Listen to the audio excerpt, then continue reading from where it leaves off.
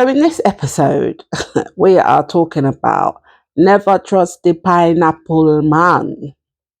Yeah, we're talking about being sick and single, issues that affect so many people worldwide.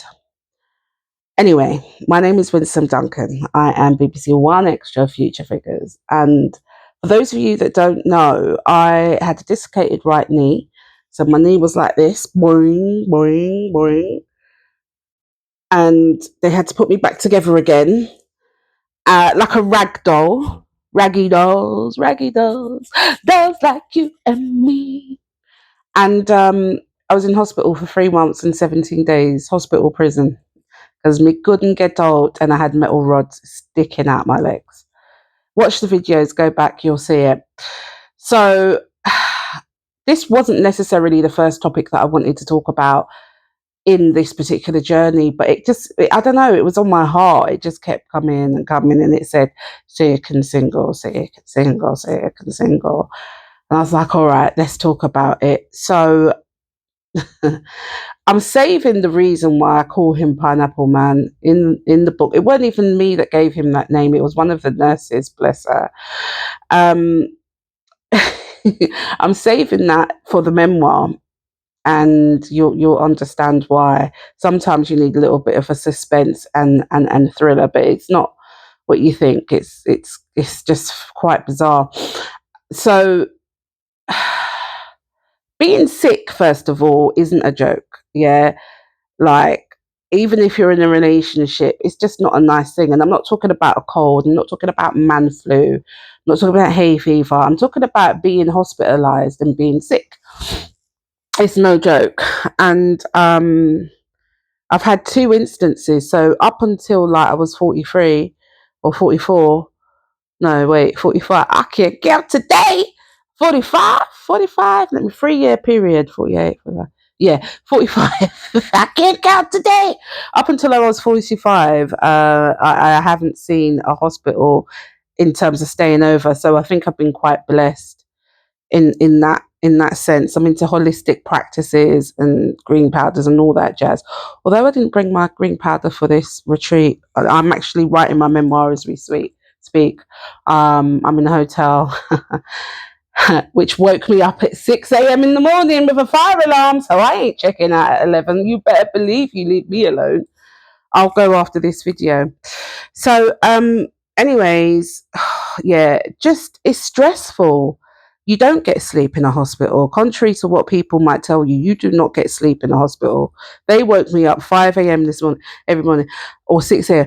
I'm like, listen, I'm a late bed. I'm going to bed at 2 a.m. Don't be doing that. And it was just very disruptive. Checking your vitals, checking your pressures, changing the wound dressings on a daily basis because it was infected. They were trying to tell me, oh no, let's leave it 2 or 3 days. 2 or 3 days to that? I don't think so. Anyway. Oh my goodness. I've just started to look at all the pictures of my time, and I'm sort of like up to, I think, August. I've taken nearly 2,000 pictures while I was in hospital. Crazy.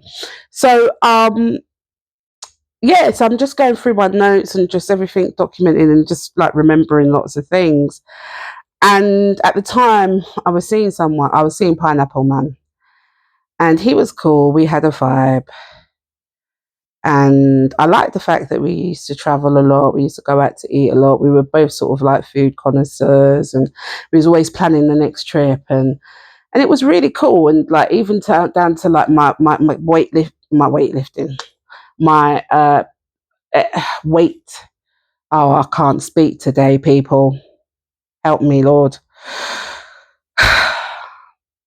Even down to my weight loss and wanting to lose weight and stuff, we would go in the park and meet up, after he'd finished work, and he was just encouraging me in that way. And yeah, I was just really fond of him. I wasn't in love. I did not love that man, but I was fond of him. And I guess my expectation, and I shouldn't have been expecting, I think that's where the problem was. My expectation was, you gonna stick around, my brother? That didn't happen. It's not funny. I often use humor to deflect, like how, just like to maybe just, I don't know, take the edge off. But it's not funny. He didn't stick around. The man did not stick around. He was like, Speedy Gonzales, and then you're gone, boing. He's gone. Speedy Gonzales gone. Man ducked out. He ducked out. So in the first week or 10 days, yeah, prior to surgery, he never saw me. Did you see me with the medals in? Yeah, no, he did. So the first 10 days, he came to see me twice, and I was in there for 3 months and 17 days. And then he absconded, and then and it was nice. He brought me a gift and stuff, and I was just like, oh, thanks. It'd be nice to have someone to go through this and just support, man. You know what I'm saying? Just some support, some masculine energy support, right? Well, that didn't happen. And just before my surgery, obviously, I was noticing that Mans was like not contacting me back, and I was just like, "What is this?" And I had to put it down. I was just like, "Self, just leave him where he is. Like you got to, like, I don't know, man. Like I need a man with morals. I need a man that's matured. I need a man that's able to express himself. You know, be able to articulate how he's feeling." And I remember one of the things that Pineapple Man was saying to me when he was trying to break it down was, even when his mum was in hospital, he didn't go to see her, and it's a big problem. And I'm just thinking, what kind of man are you? Like, idiot, man. It's all about you. I mean, I've forgotten to add, he was a narcissist. Oh, I'll save that for another video. I will save that for another video. But in short, anything about my health was how it affected him. Listen, don't let me, because one of my churches just like, I saw you on YouTube, and I was like, did you now? Yeah, I'm here. Anyway, let me try and speed up this story, y'all, before these people chuck me out this building. So yeah, so I just left it, and I just stopped contacting him. I don't even remember if I blocked him or no, I didn't even block him. I wasn't responding, and he sent me some money and just like little bits and pieces. I'm still here. I'm just working because he did travel for work. He did travel for work. He was a carer that worked with special needs, and he went all up and down the place. Like he was just on his grind, making money, yada yada yada. So, in the end, I think one day I was going down in the hospital bed with these prong things, and he called, and I just decided to pick up this time. It was like maybe 3 months in, like coming to the end of the journey, and he called, and I was picking up, and I was like, what? And he's saying he's on his way to me. I was like, this is what's going on. Went, what are you talking about? What are you doing? What do you mean you're on your way? So he comes, right, and he did bring me food. Now listen, fellas, don't get like upset, yeah. Just don't. It might sound like I'm not appreciating, but I gotta tell you what it is. I gotta spill this tea. So he did bring food. He just brought one of everything. Citing that, man's on a budget. So it's just like, oh mate. I was like, so he brought jollof, he brought meat pie and some stew and Fanta. And I mean, some people can say it was romantic, innit? You could say, oh, it's romantic. You're sharing a meal on a hospital bed and begging for forgiveness. Oh, no, no, no, no. But what it was, he thought I was going to be a paraplegic. And I was just like, look at this man. That's not nice. Man thought I was going to be a paraplegic. So that's why he upped and bounced. They're not nice. And it just didn't work out. Needless to say, it's a whole long story. I will go into it in the book and that.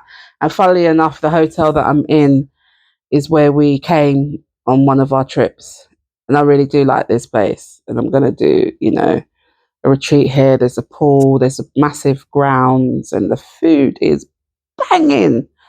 Oh my days! Yeah, food is nice, and Yeah. Anyway, back to the story. So what I'm trying to say is, like, I was just left to get to it. And I know that you can be in a relationship, you can all have a husband, you can all have a wife, and even they're not around to support you. It's not this sickness and health, it's nothing to do with these vows that you took.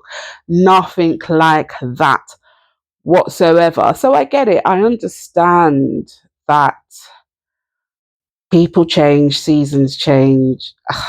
Man, I understand. Um, I just think for me, man, I just wanted a ride or die. Like, yeah, I'm with you in the good and I'm with you in the bad times. And that's not what I received, and that hurt. Then I had to look at what was my part in it, what was my expectations, you know? But what I can't take is lied man, a lied man, yeah? That's lies from the start. Like, don't do that. And things starting to pop out and unfold. Well, it's this and then it's that. It's that and then it's this. Like, nah, man, don't involve me in any of that. Don't do that. I mean, he'll obviously have a different story to tell, but I think for someone that, who's dating, seeing each other regularly 3 times a week, and then all of a sudden 3 times in nearly 4 months, come on, do the maths, people. Let's start calculating the thing. Let's calculate what's going on. You understand what I'm saying? Let's calculate it. Anyway, yeah, so I think I just needed to get that out. I don't know why, but it was a lonely journey. It was a solitude journey. And I heavily relied on my mum, my sisters, my family, my friends. My dad was in a bit of a predicament. So it was just one of those things. But he did what he could to support and show up. He's always been a gift person. He shows his love giving money. Even at my big old age, 21. He shows love. That's his love language. And food. And food. Yeah. So big up to Pops, big up to all my family that just held me down. And I think if you're in hospital and you are in your darkest season, you're in your darkest moment, you feel isolated, because you got to remember, yeah, I've got quite a big family. All right, cool. But there were people in there that didn't have, like, one of the ladies that died, she weren't really talking to her brother and sister. She was a bit of a recluse. And they didn't know that she was about to dead off until the day she was dying. So the only person that came to see her was her one friend. And it makes me sad. It makes me sad. And that's why I've done Bed 24 Chronicles, because those people that don't have somebody, I hope my story and I hope my book gives them hope. That's why I'm doing the drive. I want to get 1,000 books out to people worldwide, not just in the UK. Because even though I had that support, there was times that I still felt lonely. I still felt lonely. In the middle of the night, and I just hear those machines beeping, or they didn't plug it in. It was a madness. It was a madness. Anyway, yeah. So I feel for you if you're out there struggling. But what you can do is get befrienders to come and see you. There's volunteers that will sit down and bring you in newspaper. And you've got the church people. And I had the church people at my bedside every day, every other day. However often they could come, I said, come. Yeah. Pray with me and bring me through this. Please. Lord, I need you, oh Lord. How deliver me, oh Lord. Wow. I know that Bed 24 Chronicles is going to be worldwide. I know, like I know, like I know. And I pray that I have breath and life in me to execute this, because what you don't get in journals are lived experiences. And for those that care, spread the message. Maybe you know someone that's single in their bed, hospital bed, all depressed and thing, and like, oh, my life. Send them this video and let them know that they're going to make it. They're going to recover. They will get through this. Right. Okay. So I think I've been in this room long enough.